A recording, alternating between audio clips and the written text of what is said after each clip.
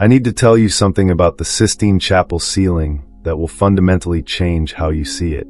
Not the beautiful parts, not the divine inspiration or the triumph of Renaissance art.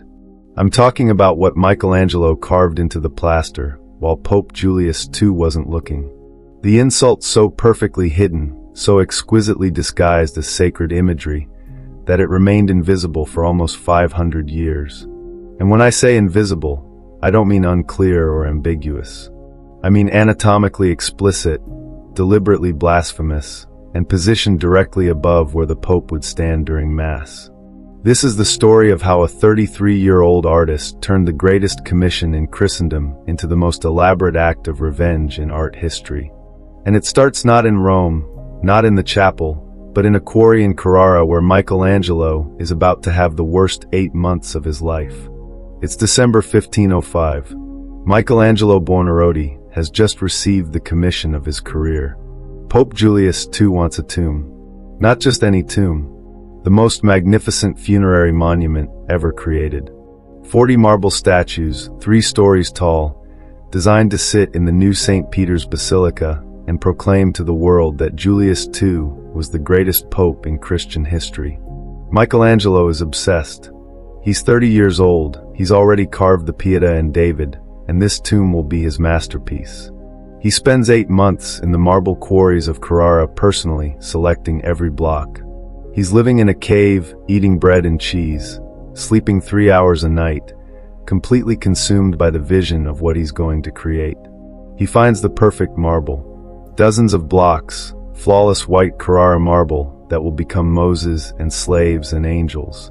He arranges transport to Rome. He empties his own bank account to cover the costs because Julius's payments are late. Again, but it doesn't matter. This is the work he was born to do. He arrives back in Rome in April 1506 with a fleet of barges carrying his marble. He goes straight to the Vatican to tell Julius the materials are ready. They can begin. He's vibrating with excitement, with plans, with years of work mapped out in his mind. The guards won't let him in. He tries again the next day, and the next, and the next. For a week he stands at the Vatican gates asking to see the Pope, and every day he's turned away. No explanation, no message, just guards telling him the Holy Father is occupied. On the 8th day, he finally gets his answer. Not from Julius, from one of the papal secretaries who takes pity on him. The tomb is cancelled. Julius has a new project. He's decided to rebuild St. Peter's Basilica instead. The architect Brahmani has convinced him it will be more glorious, more fitting for his legacy. The marble Michelangelo spent 8 months selecting? They might use some of it for the basilica. Maybe. If there's any left over. Michelangelo stands in the Vatican courtyard and feels something crack inside his chest. He's 30 years old. He's spent 8 months in a quarry cave. He's bankrupted himself for marble that Julius II just casually decided he doesn't need anymore. And nobody even had the courtesy to tell him to his face. He leaves Rome that night. Doesn't tell anyone. Just gets on a horse and rides. He makes it to Florence before Julius's messengers catch up with him, demanding he return immediately. Michelangelo sends back a letter that is, by Renaissance standards, spectacularly insulting. He tells Julius that if the Pope wants to see him, Julius can come to Florence himself. You need to understand what this means. Nobody refuses a papal summons. Nobody insults the Pope in writing. It's not just disrespectful, it's dangerous. Julius II is not a forgiving man. He's a warrior pope, a politician, a man who personally led armies and smashed his enemies. Michelangelo just declared war on the most powerful man in Christendom. Julius responds by threatening excommunication. Then he threatens Florence, Michelangelo's home city. Then he sends increasingly angry letters demanding Michelangelo return to Rome and apologize.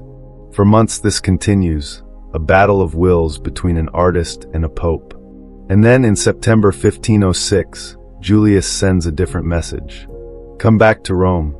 I have new work for you. Important work. Sacred work. Paint the ceiling of the Sistine Chapel. Michelangelo doesn't want to do it. He's a sculptor, not a painter. He hasn't touched a paintbrush in years. The Sistine Chapel ceiling is 12,000 square feet of curved plaster 40 feet in the air. It's a nightmare commission, physically brutal, technically impossible, and Julius is only offering it because the tomb is dead and this is a consolation prize. But Michelangelo is broke. His marble is sitting in a Vatican warehouse, and Julius has made it clear that refusal isn't an option. So in May 1508, Michelangelo climbs the scaffolding in the Sistine Chapel and begins to paint. He hates it immediately. The ceiling is covered in mold.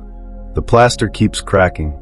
He has to fire his entire team of assistants from Florence because they don't understand fresco technique. He's working alone, lying on his back for hours at a time, paint dripping into his eyes, his neck cramping, his back screaming. And Julius keeps visiting. Every few weeks the Pope climbs up the scaffolding to check progress, to make demands, to criticize. Julius wants more gold, more decoration, more grandeur. Michelangelo wants him to leave him alone and let him work. "When will you finish?" Julius asks during one visit. "When I'm satisfied," Michelangelo replies. "I'll have you thrown from this scaffolding," Julius threatens. This is their relationship. Mutual contempt barely disguised as professional cooperation. And somewhere during year 2 of this 4-year nightmare, Michelangelo makes a decision. If Julius wants grandeur, if Julius wants sacred imagery to proclaim his glory, Michelangelo will give it to him. But he'll also give himself something.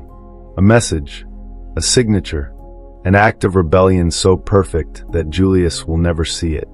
Let me describe the Sistine Chapel ceiling to you. 9 central panels depicting Genesis. The creation of Adam, everyone's seen that image, God's finger touching Adam's finger. The separation of light and darkness. The creation of Eve. Michelangelo paints the entire biblical narrative of creation and fall, surrounded by prophets and sibyls, architectural frames, ignudi, decorative details that fill every inch of that 12,000 square foot surface. It takes him 4 years. For years on his back. For years of Julius climbing the scaffolding to complain about the pace. For years of pain and isolation and rage. And at some point during those 4 years, Michelangelo decides exactly where and how he's going to hide his revenge. The panel is called The Separation of Light from Darkness. It's one of the 9 central scenes, positioned directly above the altar where the Pope stands during Massachusetts. It depicts God at the moment of creation, arms raised, dividing light from darkness in the first act of Genesis. It's a powerful image, dynamic, full of divine energy. God's robes swirl around him, his face is turned upward in concentration, his neck is extended as he reaches toward heaven. And his neck is the key to everything. In 1990, a medical illustrator named Frank Meshberger published a paper that changed how we see the Sistine Chapel ceiling. He noticed something in the creation of Adam panel that nobody had seen before. The swirl of fabric and angels surrounding God is shaped exactly like a human brain. Perfect anatomical accuracy. Every lobe, every fold, positioned precisely where they would be in a cross-section of the human brain. Michelangelo had hidden a brain in the ceiling. A message about divine intelligence and human knowledge, disguised as flowing drapery. It was brilliant. It was subtle. And it made people wonder what else Michelangelo had hidden up there. In 2010, 2 medical researchers from Johns Hopkins, Ian Sook and Raphael Tamargo, published another paper.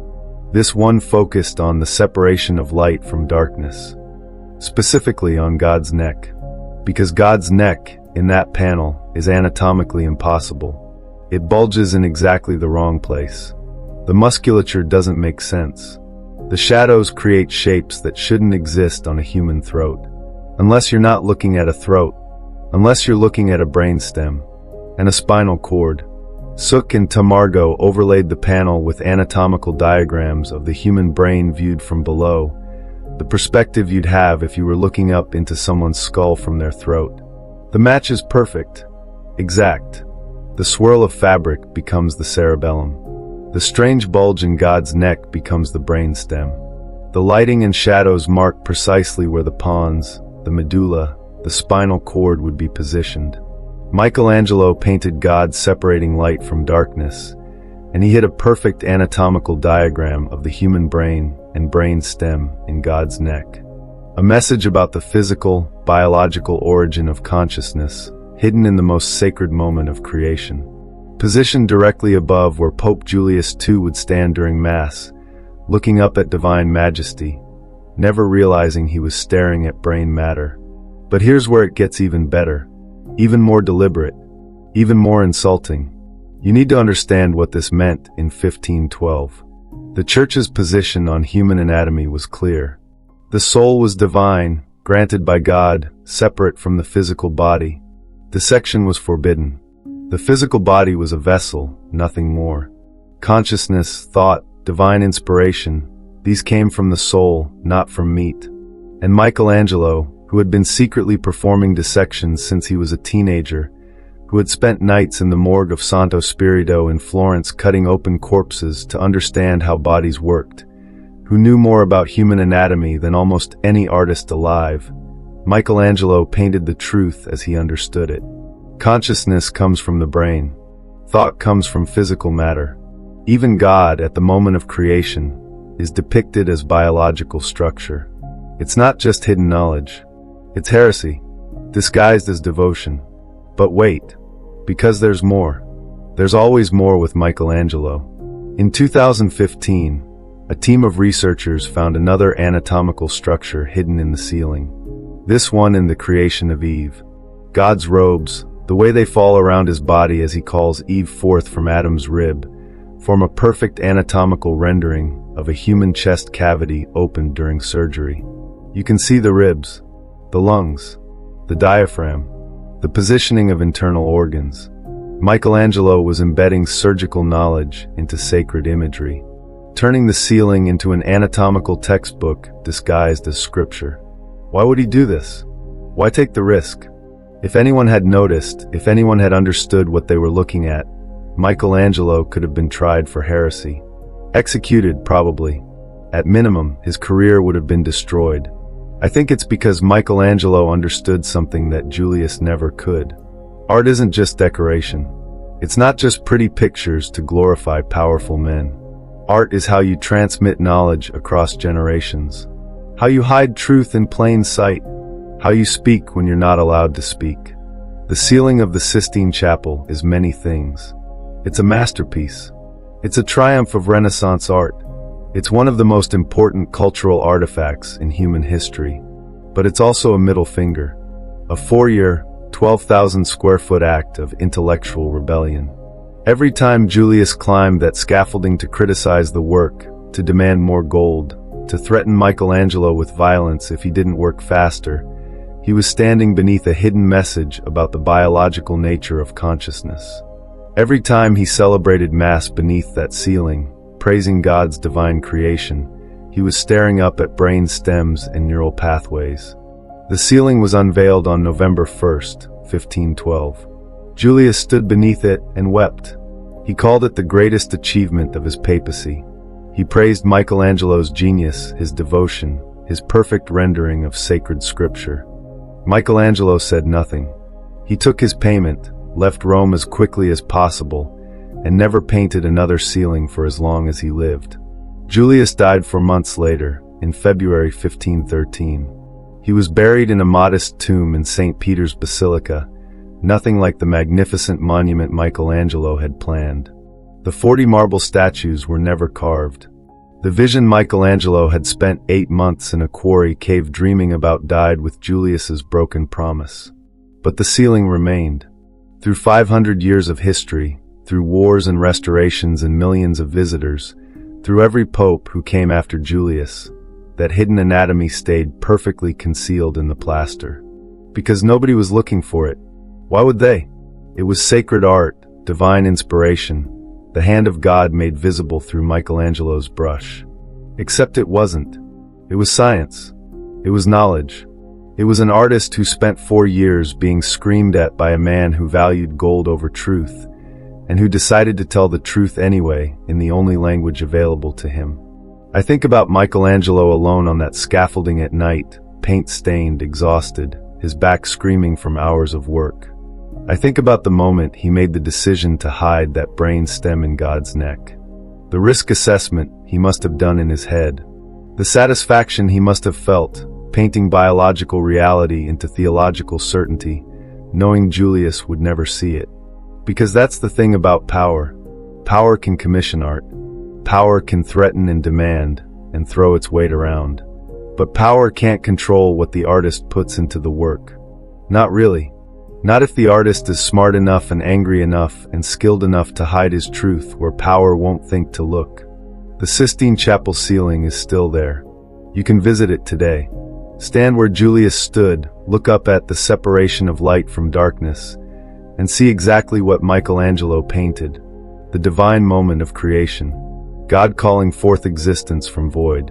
And a perfect anatomical diagram of a human brain stem, hidden in God's neck, put there by an artist who knew exactly what he was doing. The Pope never looked up to see it. Not really. None of them did. They saw what they wanted to see. Glory, devotion, divine majesty. Michelangelo saw what he always saw. The truth, hidden in plain sight, waiting 500 years for someone to finally understand the joke.